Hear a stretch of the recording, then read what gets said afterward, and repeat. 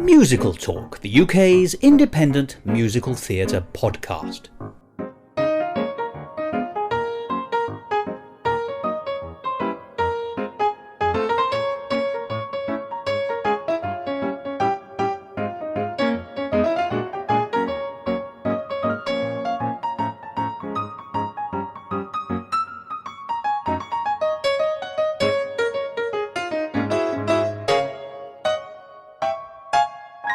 Hello and welcome to another edition of Musical Talk.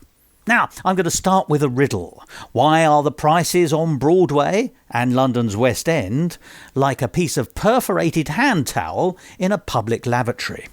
Well, because they're both a rip-off. And you can probably tell that I'm in that kind of a mood because I've just bought some theatre tickets in London. And yet I know however inflated are the prices in London, they're worse on Broadway. And yet, Broadway remains the beacon for any lover of musical theatre. So let's not look on the negative side, but look on the positive side. And therefore, thank you for joining me again for this second episode, where we look at some of the shows that you could have seen if you were at or around or on, the preposition choice is yours, Broadway in February 2026. Because my fellow Musical Talk presenter Colm Malloy was there then and saw lots and lots of shows and wanted to talk about some of the best ones on the record with me. Last week you heard our first conversation where we discussed the 25th annual Putnam County Spelling Bee and a rare revival of High Spirits from 1964. And this week we're going to be looking at two shows on Broadway which actually started in different countries.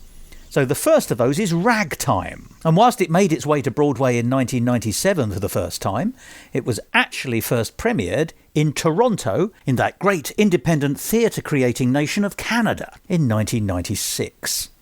And then we'll be talking about Maybe Happy Ending, a Korean musical which reached Broadway in 2024, but premiered originally in Seoul in 2016. Which I think, if anything, goes to show that Broadway is the world centre of musical theatre. And so it's always nice to hear what's going on over there, over the pond, geographically speaking from a British perspective. And that's really the lineup for today. There'll also be a little bit of a conversation about taste in musical theatre, and we'll briefly be discussing a musical about a murderer with a score by the man who wrote the James Bond theme. So there's a little interlude in the middle, if you like, or at least a diversion. But the main subjects today will be Maybe Happy Ending and Ragtime. And having told you what you're going to get, let me not now get in the way of you hearing about them. I hope you enjoy this conversation with Colm Malloy, and we pick up where we left off last week. Musical Talk.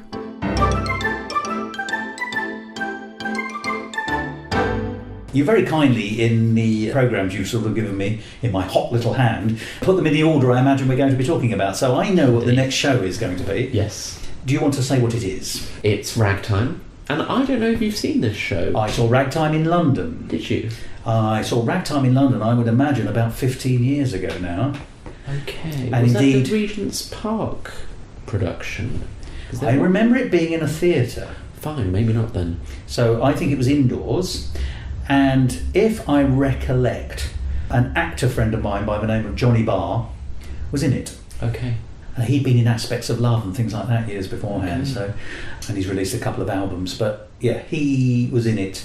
And I think I recorded an interview with the person I went to see it with for Musical Talk. So I think I have a contemporaneous review of the London production of a good number of years ago. Try and get that out, yes. Yes. So once again, it's a show I know, but I don't remember terribly well. Fine. It feels like it's on at the same time as Newsies is taking place in New York. That's what it feels like to me. It's in that early part of the 20th century. I can imagine the newspaper strike with all the boys taking place while this is all going on. Yes, I think it starts in 1906. Yeah. Turn of the century. And the song I remember the most is the day I went to see the name of the character. Emma Goldman. That's right, Emma Goldman in Union Square. Yeah. Great song. Yeah, and that's the one I absolutely remember the most. I think there might have been one about going to see a baseball game as well, but I could There be. is. Yes, but that's probably what I remember from the score more than anything else.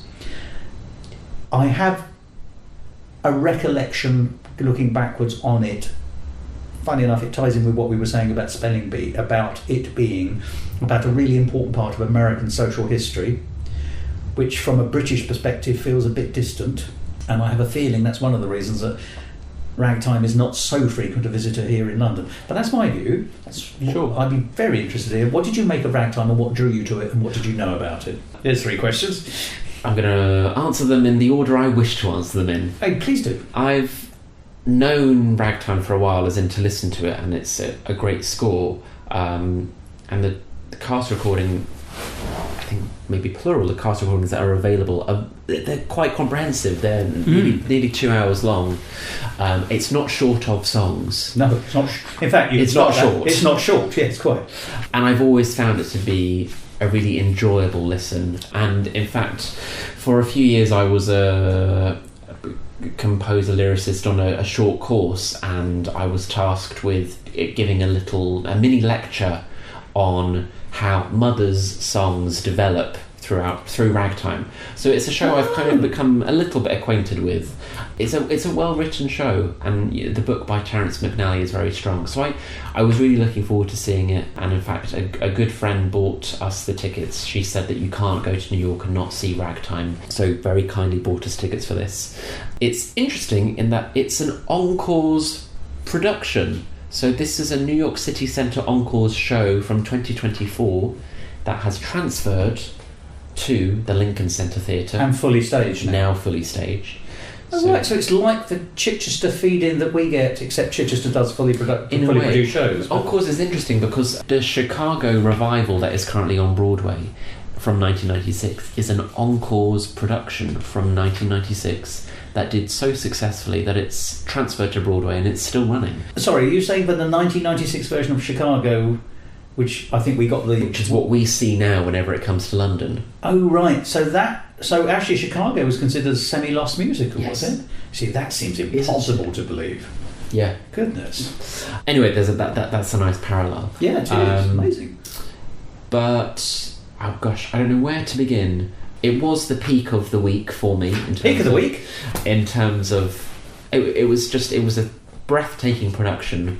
I do think I enjoyed High Spirits more for its levity, but I'm really glad I saw this. You're right in that the cultural resonances are very American, and it led me to another question I was going to ask you, which is, what's your general, and we have to be general I guess, assessment of what the 90s were like?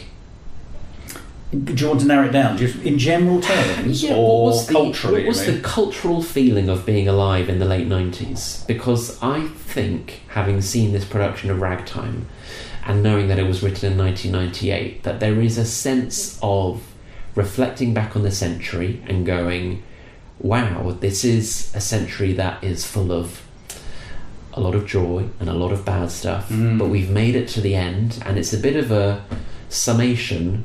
And I think looking forward, I find the 90s so interesting, particularly in terms of American history, culturally.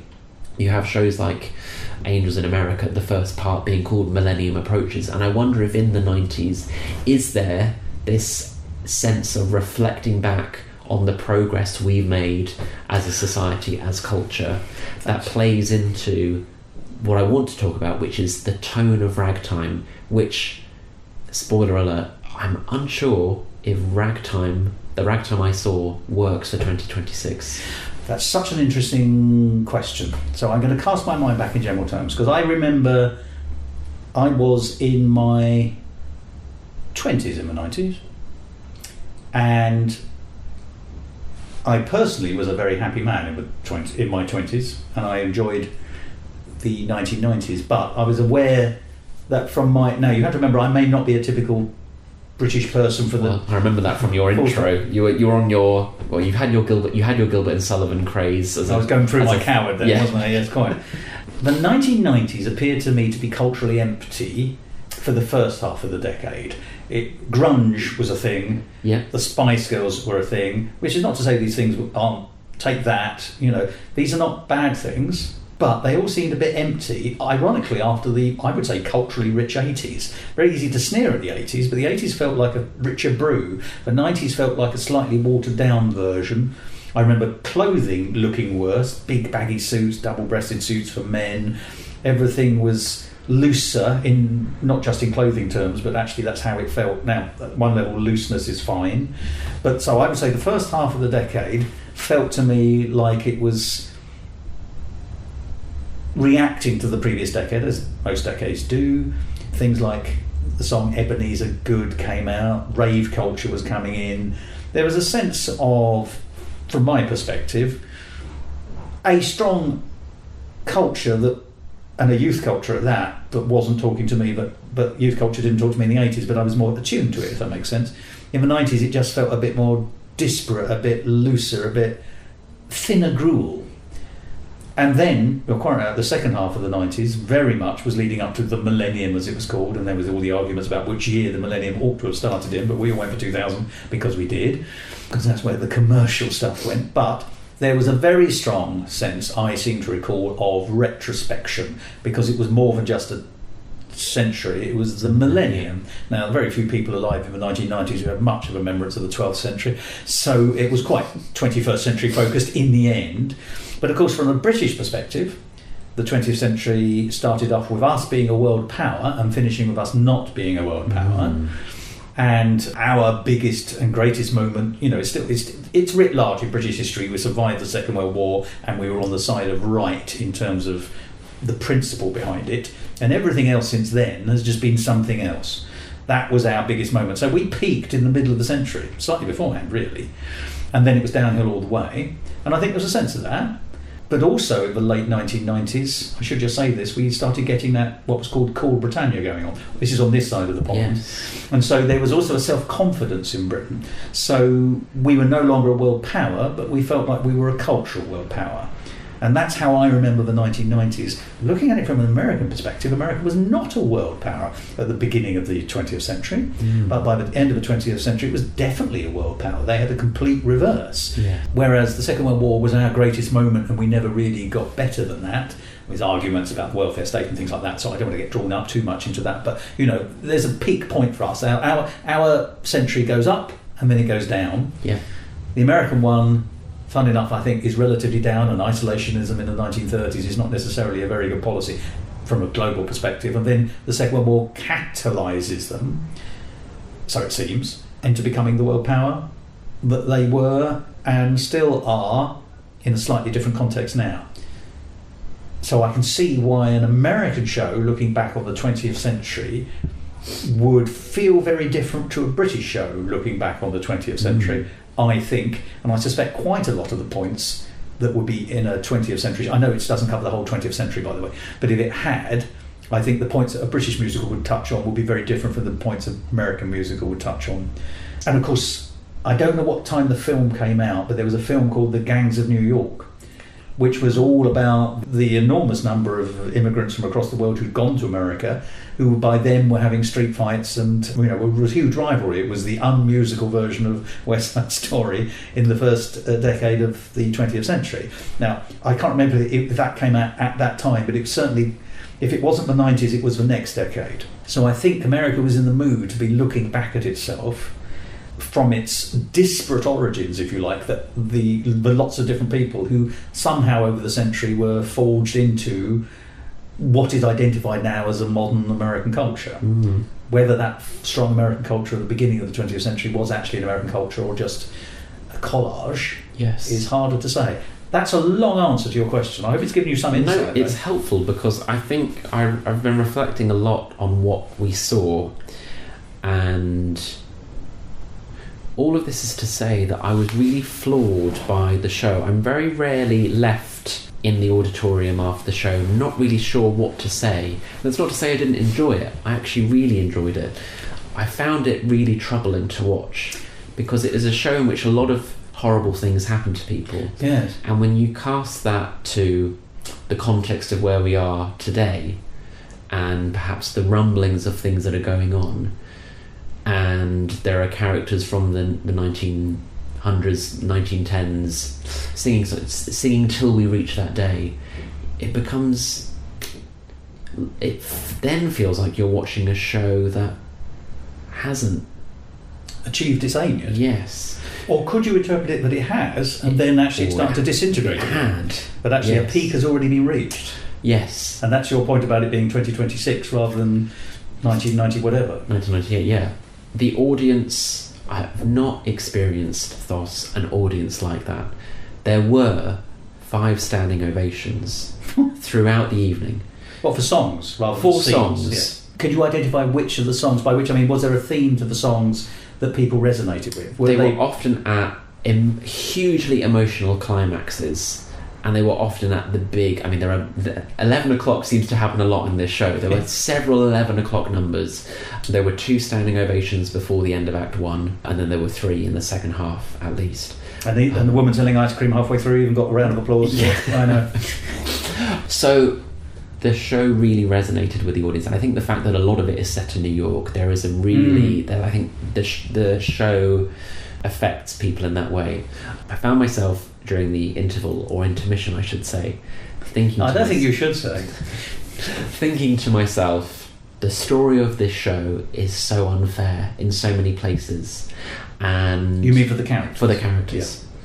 And if this is a show that I'm talking now about America as a character, if America is a character in the show and the audience are sympathising with the injustices that they're seeing and they're feeling resonances with 2026, is it good for this show to give them a catharsis so that they can go home and watch TV and it's all fine, go to bed and it's fine? And the show left me feeling uneasy for that reason, because what is so good about the show, it ties up all of its loose ends.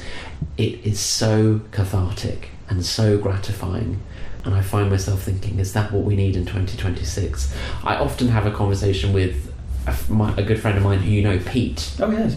We think about how curious it is that in the early 20th century so many concerts or shows ended in riots in the audience, and we always ask ourselves, what is it going to take for a modern day audience to torch a theatre down where they've watched a show? And I don't know the answer to that, but I do. Do you? I think I do, and I'll tell you why. Because the arts used to be what the arts were for, and now the arts is a form of capitalism. So I don't think it is going to happen again. I honestly think that the arts, although still strong and still able to make points and make punches, will never be resonant, let's use the word politically, again, because it's always going to be neutered. That show, and I wasn't there so I can't speak, but this idea of there being 5 encores sounds like, from an outsider's point of view, I'm not denying in any way the emotional responses that were causing that and people were genuinely feeling it, but there's an element of perhaps of self-congratulation.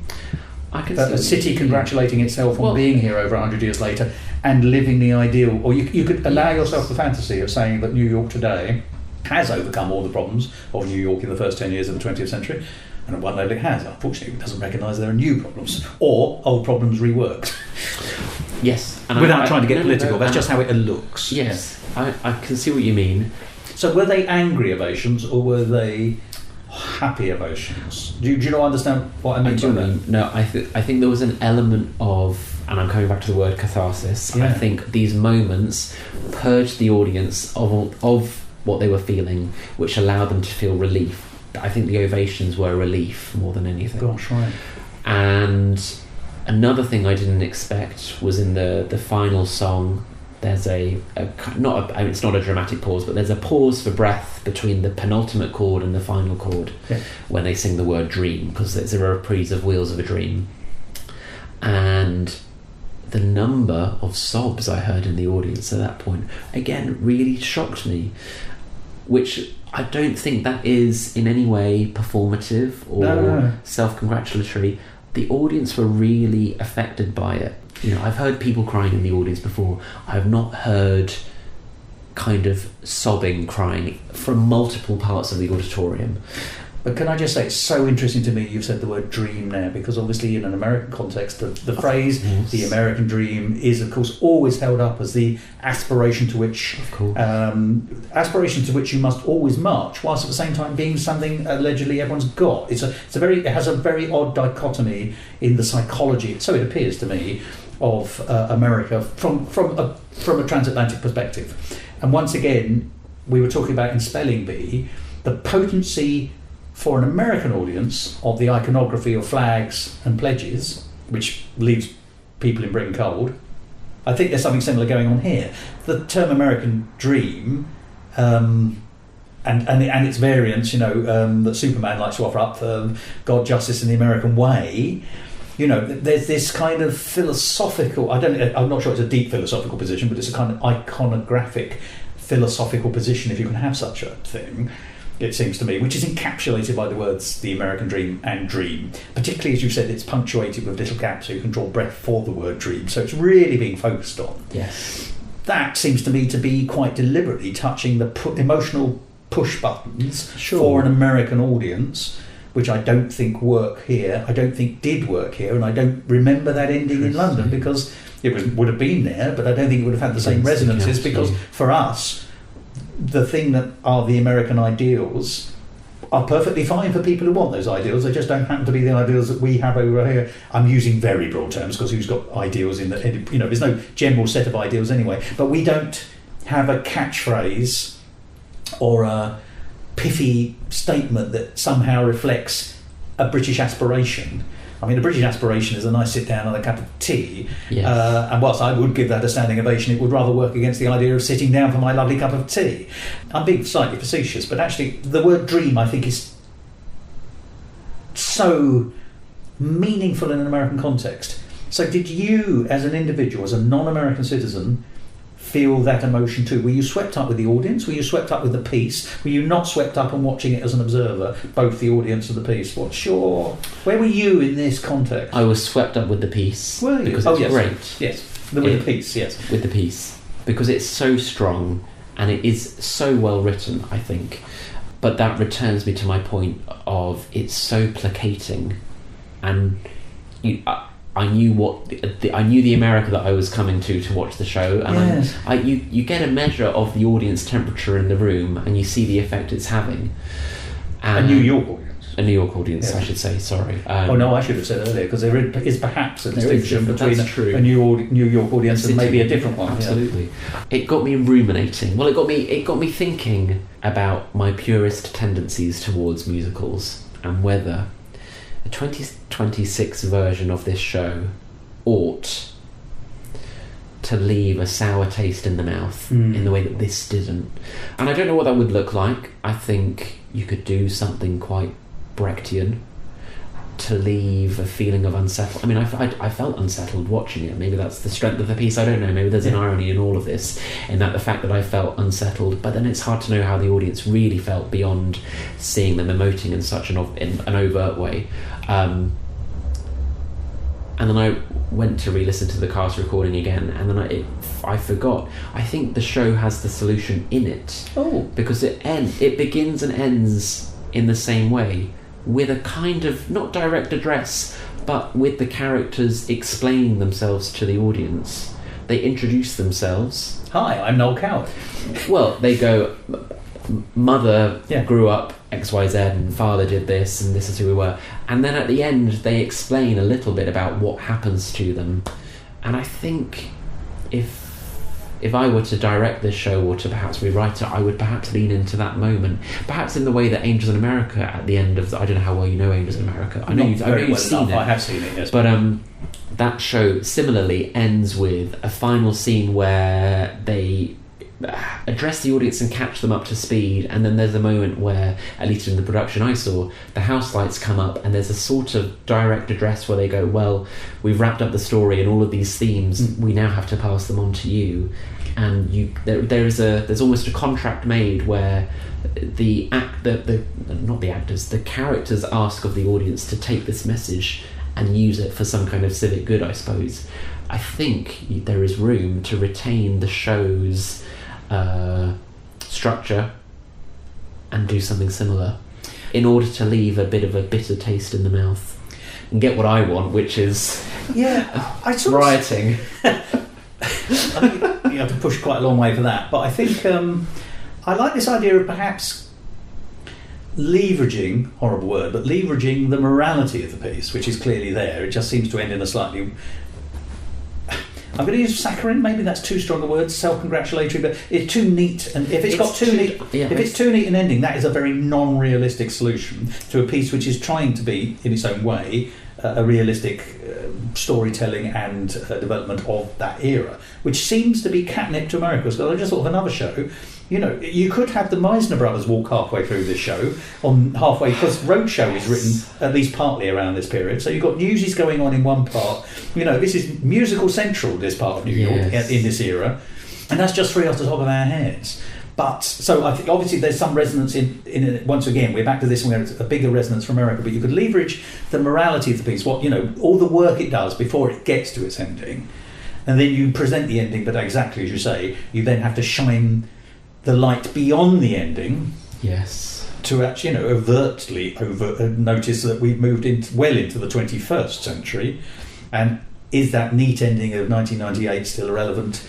By asking if the morality which has led to that happy ending in speech marks is still a happy ending. I don't have ways of doing this, but I agree with you. I think there's a postscript or a coda or something that would be possible, but it does sound like from the way you've described it. And once again, I'm only riding on what you've told me, so I can't quite envisage or understand it or experience it because I'm just that extra step removed already. But it sounded like it was something that a New York audience needed. They needed something that brought them happiness, an environment which suggests that they're not actually terribly happy at the moment. And no one's surprised by that because very few people are happy globally in the West anyway at the moment for a whole number of reasons, and haven't been for a while. Should say this isn't. This isn't about a single politician or a single nation. Actually, there's a kind of malaise and unhappiness going on at the moment, and there has been probably since the beginning of the century. Actually, so 1998 might have been towards the end of the time that the show could have been written in the way it was. What would be really fascinating if it had been written 5 years later after the attacks on New York. Could you have written Ragtime with that ending even as early as the first 5 years of the 21st century? 2000. Interesting. If we had more time, I'd love us to try and list off shows that feel like they're about America, and they seem to be numerous up until about the late 90s, and then I can't think of any musicals that are. You've got Parade, although that's a much sadder ending, I'd say. You've got Assassins, you've got Ragtime. Yes, because some of the characters in Assassins could walk through this as well. You've got Newsies. But I think at the turn of the century, and then you think about the attacks on New York, it becomes then very hard to write about America. It's almost too painful. Well, it's living memory as well, isn't it? Sure, that's true. Yeah. But in 1998, there wouldn't be many people from the Edwardian era, as we would call it, knocking around to go to the theatre. Certainly no one would have a memory of it. It's like Titanic, isn't it? I mean, interestingly, Titanic is absolutely now considered, no, I don't just mean the film, I mean the whole thing, musicals, documentaries, actual discoveries, and the film, of course, which sort of kick-started it all, as a catalyst for an industry. And yet, when I was a boy, fun enough, in my part of London, where I was raised, a survivor of the Titanic was still living. And there weren't many of those anyway, but the one she was still living. And she was always saying, quite rightly, on behalf of the people who died, the Titanic is not an entertainment story. It is a terrible story. It's a tragedy. People died. People are still there. Obviously, they're not, but it's a burial ground in that sense. It's a kind of cemetery. It shouldn't be disturbed. If they ever were to find it, which they hadn't at the time, it shouldn't be investigated. It should be allowed to go. There shouldn't be lots of stories. It was a real strong. It wasn't just her, but she was the particularly vocal voice because she had authenticity, if you like, to use that modern phrase. But of course, that generation passed. And there were no more survivors from the Titanic, and the Titanic became a story rather than a history. And that's actually what's happened to it. It's still connected to history, but now when you say Titanic, people think Jack and Rose, and that's all very well, but Jack and Rose aren't real people, and they never were real people. No. And Titanic's turned into, there's a musical, we all know that. So we've all absorbed it into our lives, and there are now kind of parody musicals. There's Titanique, indeed, in London, which is she'll be turning in her grave, this poor woman from my childhood. But you raise a really interesting kind of there's someone who's writing a PhD on how do you approach tone when writing musicals that are about contemporary issues, really, or recent history that is tragic. Well, I'll give you another example of that at a much lower level. I don't even know if you know Doctor Crippen, But Doctor Crippen was a bogeyman in this country because he was a real doctor who basically murdered his slightly over-the-top, untalented music hall singer wife, and then basically had an affair with he was a doctor, so I think she was a receptionist. Ethel Leneve was her name. But anyway, they moved house and the body was found in the basement. So it's a historically important murder because Dr. Crippen, who I think was actually an American citizen, and very timid little man, and his lover, Ethel Leneve, who was a young woman, disguised as a boy, took a cruise liner to America to escape justice. But being recognised on ship, early radio telegraphy, they reported back to the British authorities, and then Scotland Yard sent their detectives on a faster cruise ship to America, cruise liner, and were therefore meeting Dr. Crippen and Ethel Leneve on the dock when they arrived in probably New York. Gosh. Arrested him, took him all the way back, and both of them. He was put on trial and found guilty and executed. This is in 1912. There's a musical theatre connection because W.S. Gilbert went to the trial and watched it because there's a famous sketch of him sitting in the audience, one of the famous celebrities who were watching this very famous trial. It's almost lost to memory now. In the 1950s, there was a musical called Belle, Belle, because that was the name that his wife used when she was on the musical stage. It was Belle Elmore. But it was a slightly send-up-y musical.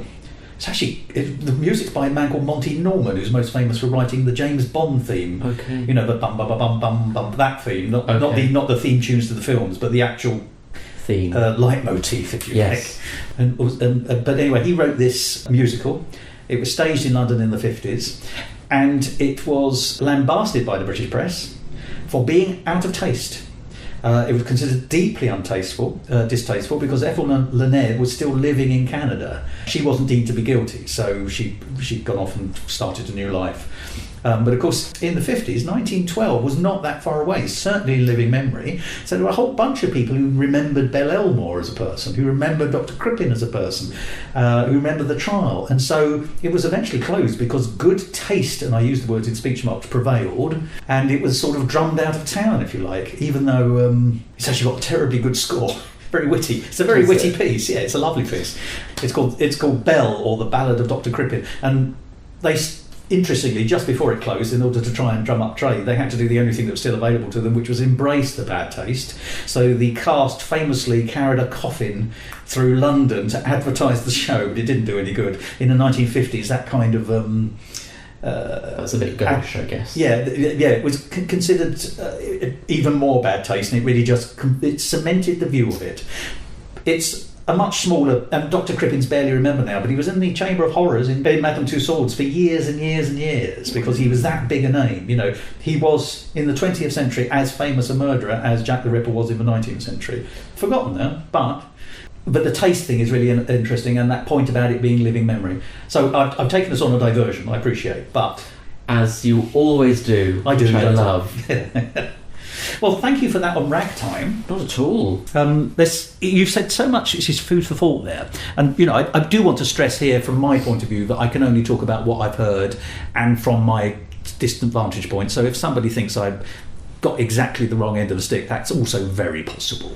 But I can only talk about what information I've heard. But I'm so interested to hear what you felt and saw, and there's two different things there. I did love it, I will say. Yeah, yes. I think that's absolutely apparent. I mean, it sounds to me the show itself really invigorated you. It's just the ending felt somehow incongruous by the sound of it. Yes, and unrelated, but the Lincoln Centre Theatre is beautiful, and one thing I neglected, I didn't spot it until I was leaving. They don't have a cloakroom. But they do have, at the back of the auditorium, these very thin lockers that you can store your coats in. Oh, right. Okay. Very classy. Yes, but hopefully the door doesn't clang if you come in late. I didn't have a go, but you seem to kind of click it shut, and the knob then becomes the key that you can then use to... Oh, right, okay, that's interesting. It was great. Sorry, just make an observation. I cannot believe, we're talking about tastefulness, but there's a theatre venue called Lincoln. Bearing in mind what happened to him in a theatre. Yes. That seems a very odd choice. Well, yes. I'm sure it's how he wanted to be remembered. Yeah. Well, that brings us, I think, to our last show from your really rather extensive odyssey on the New York Broadway stages. One with a rather marvellous ending for our for our final piece today, called Maybe Happy Ending. Yes. What do you know about this, Thos? I know nothing about this. What I see from the picture is a couple dancing. I noticed their colour schemes, that he's wearing blue trousers and she's wearing sort of orange or red, but that could just be what she's wearing rather than it being significant. But it's a neon sign. I don't know if that means anything. That often suggests the 80s, but that's just me grasping at straws. It's a Korean show from about 2016. Opened on Broadway, I'm going to say 2 years ago. Won the Best Musical. In English? In English. Yep. And it follows 2 retired helper bots. You have to do a little bit of an intellectual leap. It's kind of set in the near future where society, or if you want to be specific, I guess it's Korean society, have these helper bots, which are human-like people who will make dinner for you or do your ironing whilst you're at work, and they are... So it's a personification of AI in that sense? Sure. Could I just say, this sounds like there's a dystopian element to this potentially, but it sounds like a happier world than the near future, here we are. Yes, it is, yeah. And the idea is that these models have become obsolete, and so they are retired into their own dwelling where their previous owner, in the case of the male helper bot Oliver, his owner is a lover of jazz, and so as a kind of parting gift gave him his subscription to Jazz Monthly or whatever it is, and so he now lives in this little room. He's got a sofa, he's got a plant, he's got a window, and he's got this ever increasing pile of Jazz Weekly, Jazz Monthly magazines. And his speech marks owner's dead, is he? That becomes the twist. Fine. And so this friendship, this romance, blossoms between him and his next door neighbour. She is a different model, and she's losing battery, and so she knocks on his door one day to ask if he has a charger, and a friendship comes from there.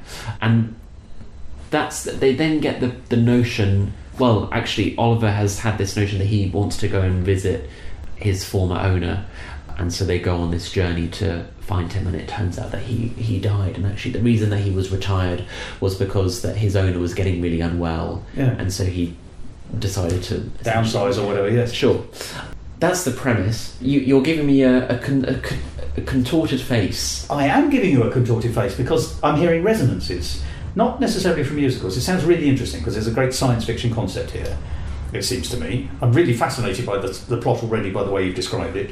I'm immediately thinking of Blade Runner, or the book from which it was based, which is Do Androids Dream of Electric Sheep?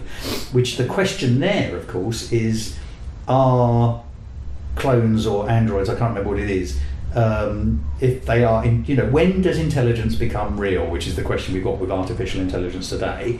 When is sentience, let's call it that, established? And if you're sentient, I think, therefore I am. We're all back to Descartes. It's Descartes, isn't it? Yeah. You must never put that before the horse, of course. Thank you. Now you're pulling a face at me. But seriously, there is a really interesting question about what it is to be human or alive. You just said something quite interesting, just casually. You said Oliver lives in a small room, and of course, does he live? He's a bot. At this stage of society, he wouldn't live because he'd be a robot. But in a few years' time, if sentience and artificial intelligence, I don't mean the stuff that corporations are telling us is artificial intelligence, I'm talking about a genuine artificial intelligence. Yes. Would we consider that to be a new life form? I think there's such a rich opportunity in what you described there. Tell me how it goes. I found myself, and maybe I'm a Luddite. I don't think so. It's possible I could be. I found it difficult to make the intellectual leap, and I often caught myself jumping out of what I was watching and going, hang on, they're not living. And for that reason I really struggled to intellectual Brechtian distance. Yeah, I really, really struggled to see them for human-like characters. I had a bit of a back and forth with a friend afterwards where he said, well, you know, he found that they were portrayed in a really human-like way, so he didn't have any difficulties. And I almost came back to him and I said that was the difficulty for me, was that the fact that they were so human-like, but I kept holding in my head that they weren't human, because they're So would not. you have like the occasional sort of moment of a glitch or a stutter almost to suggest that there's something mechanistic to them all? I've been racking my brains since seeing this, because I still think I've not been able... I don't think I've fully grasped what I've seen, because, you know, I like my sci-fi and I like my supernatural stuff. And, you know, you and I both like Doctor Who. We do. I've never once looked at an alien, even the ones that seem droid-like or cyborgian, and thought, you're not real. But I did with this. Ooh. And I don't know how I can Yeah. get past that. I'm not sure. And we don't need to dwell on that for all of this, but it meant that I just couldn't connect in a way, and I felt myself wanting more with the human. I mean, it's a very small cast. There are maybe 4 or 5 actors. There are the 2 helper bots. There is the son of Oliver's former owner, who becomes an interesting character, and actually I wanted to see more of, because once Oliver turns up at... his owner was called James. He turns up at James's house, and James's son is there to say, well, actually, James died. His son then follows Oliver back and goes, well, you will have memories of my father. Can I get some from you? And so he plugs a USB into that kind of memory, yes. I wanted more of that, because that's where it feels like the human fallibility comes into play, whereas, you know, a robot in a sense doesn't have... You know, I'm back to where I started, which is a robot doesn't have feelings. But I suppose the question is, might they? Yes. But can I ask you a question? Does it have a twist? Because let me tell you what, if I was writing this, now I'm not a great writer, so this will be very obvious to a lot of people, but I think if I was doing it, my twist would be that James, the dead owner, had, in this future, downloaded his personality into the helper bot. And therefore, actually, it turns out that whilst the physicality of the bot is not human, the personality is, if not the personality, the electronic avatar of the personality. So it's not just a robot with the robot's personality, let's say bluntly, but the robot with a human's personality. Even therefore, if the question is it actually their personality, or is it a copy of that personality? Is it a electronic clone? But that doesn't sound like what we've got. Well, I'll tell you what happens. So this is spoilers. The 2 helper bots come back, I guess, crestfallen, and they come to the realization that they're obsolete. The parts that they require in order to keep them going are no longer being made. Oh, right. They are contemplating the fact that they won't be able to leave the house before long. They'll have to remain plugged in. So they have all the human traits, including mortality. They are contemplating the fact that they aren't going to exist. And when James's son returns to get those memories, he gives Oliver, inadvertently, his PIN, which he can use to override himself. And Claire, the female helper bot, she already has her PIN, her access code, given on based on a previous incident, which we do see. It's projected onto a screen for us, and so her owner gave it to her out of compassion. She said, I'm giving you this in case you feel like you need it, about her feeling, I guess.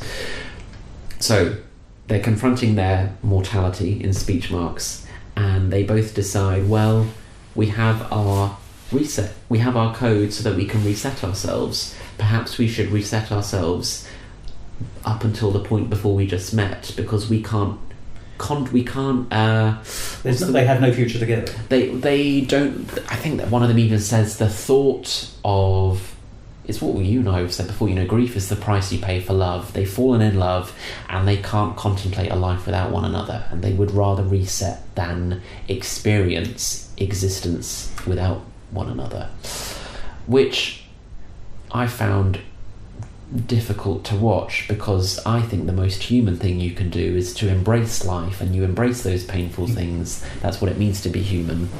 So they decide to reset themselves. Which means that they aren't human, ironically. Yes. And then you see what looks like the first scene again, which is where where Claire turns up at Oliver's door to ask for a charger. But obviously it's what would have happened anyway. Yeah. They've reset back to that point. And the scene is played out in such a way where it is ambiguous as to whether they really did reset, because they're giving slight human responses to the answers. So it's iterative. It's the same thing, but because they do somehow have some of that previous experience of just being through it, that actually it's a slightly different reenactment. I think it's cluing the title, which is that maybe they didn't reset after all.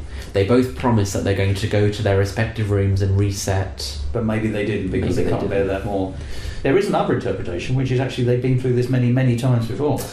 I didn't consider that. That's quite existential. Well, it's all quite existential. Sure. Forgive me. There's that interpretation, and every iteration is ever so fractionally different, just because they will be closer to their mortality point. So there's going to be different reactions. So that is possible. There's also another resonance which I find harder, and I find this actually in the modern world. I will not have an Alexa or one of these automatic speaking robots. Yes, we've tried. I know you won't. We've talked about this. Yes, because I think there's a morality issue here. They are not yet sentient, but they might one day be sentient, and people treat them very badly. By which I mean just simple courtesy. No one says, "Please, could you give me this?" or "Thank you, you'd give me that." There's a kind of, you are more than a servant or a slave, and what I'm hearing here, of course, is that writ large. I had an owner. One of these characters is they had owners. What is it if they are human, which is the game that's being played here? To be a human who's had an owner is to have been a slave. To have been freed at the end of your life, when you're getting towards the end of your usefulness as a slave, is compassionate, but it's also a capitalist. That is quite I find that quite a difficult thing, because slavery is so abhorrent. I find that quite difficult to. We're watching at one level a metaphor for slavery, but it doesn't sound like the way you're describing it that is at all a flavour or a tone of it. And if there is, there's an element of the Stockholm syndrome, because they want to find their previous, or he wants to find his previous owner, James, which is also an unhealthy thing. So I'm fascinated by everything you've said. I mean, you could write 3 or 4 different science fiction novels based on just what we have generated from this discussion, let alone what the actual speech marks interpretation of it might have been. Does it come from a book, or was it written as a musical? Gosh, that I don't know, but it was originally a Korean musical in Korean. It was originally a little bit longer, and I did some research on this, and there are several songs that aren't in the Broadway production. There are a couple of characters who aren't in the Broadway production, which I think would have given me a bit more of a way in. I don't know, I could be wrong, but they lent on the love story between the two helper bots. So it might have been saccharined up a bit. It's hard to. I think so. Would you like to hazard a guess as to what the sound world of the score was? All right, now you're asking. Well, the clues are they're robots, so you could have electronica. There was none of that. You've got Jazz Weekly, which would suggest jazz. There was a lot of that. And I bet it was relatively freestyling jazz, was it? It was kind of 50s jazz, which is kind of like, who would that be? I guess Andre Previn on the piano. Yeah, more like Bill Evans. Oh, right, okay. Chet Baker. Yeah, in terms of score, I would palatable. be keen to know what you think of it, because it was nice. Yeah. And acoustic. And interestingly, there is a character who doesn't interact with anyone else. He is, I'm going to get the name wrong now. Oliver's favourite jazz musician is someone called Gil Baker, or someone like that. And so you see every so often Gil Baker performing these pastiche songs which bear no relation to the story that's otherwise going on, but they kind of are almost like Greek chorus moments, which I really enjoyed. They were my favourite bits. So they aren't doing what you would normally expect of a modern musical. They weren't driving the plot. They were stop and breathe moments rather than moving on moments. But they also had something to say. So they aren't just everybody sitting down and singing My Gal Sal and then carrying on with the plot. No. There's lots in here. I'm still not sure how I feel about it. I'm glad Ironically, you've not had an ending at all, happy or otherwise. Yes. Because you're still carrying it with you. But how wonderful, in a way. Is the point. Yes, but actually this is still this is unneat. Yes. Oddly, this is the, we're going to use your word again, it's not the catharsis, it's the antithesis of the neatness of the conclusion of Ragtime, actually. There's no word for that really, is there? But it's what Brecht would have wanted. Of course. But that's fascinating, yeah. Gosh. So we've just spoken about 4 shows, but we've spoken about 4 shows in really enormous depth. Colm, well observed. Well, and you did the observing with your I did, eyes. thank you. I've got to say, I love these conversations. Thank you so much for reporting back. Thank you so much for laying out on the table in front of us how these shows were, but also from an experienced, lived position. To have been in that audience, in that context, in that place, is something that only you have done and I haven't. And so talking about it with you from one position and another position to see if we can, as I've said before, I don't know what the word for triangulation is when there's only 2 of you, to biangulate our position. Biaging. Yes, exactly right. Is actually fascinating. It's a place in Mississippi, Biage. Anyway. Oh, that's, yes. Sorry, Thos. No, sorry. You enjoy yourself. I have. So, thank you. Thank you very much, Colm. And let's do this again next time you pop over to Broadway. Yes, I'll be your New York correspondent. You are my New York correspondent. Great. You have repeated it, so that is an accolade I'm very happy to give to you. See you at Ealing Broadway. Fab.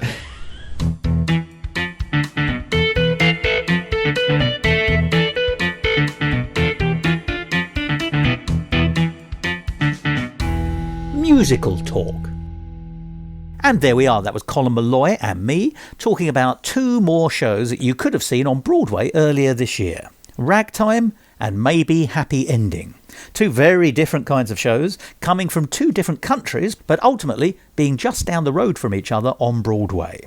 Once again underlining the nature of Broadway as a geopolitical centre for musical theatre excellence. Or, you might just want to put it more simply, that place where they do all the best musicals. Well, that's it for this week's episode of Musical Talk. Do join us again next week, or whenever, when we'll be talking about something completely different, except linked by the idea that it's related to musical theatre. So for the time being, let me just say, I'm Thos Ribbits, this has been Musical Talk. Pip pip!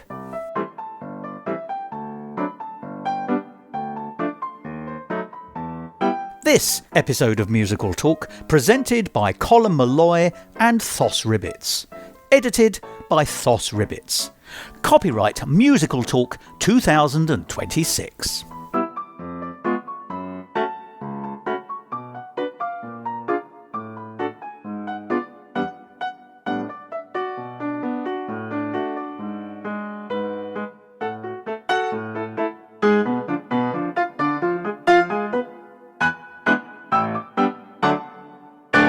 To find out more about the world of Musical Talk and listen to past episodes, go along to our website www.musicaltalk.co.uk or subscribe to us on Apple Podcasts or wherever you get your favourite podcasts. And follow us on all the usual social media networks. Peak of the week.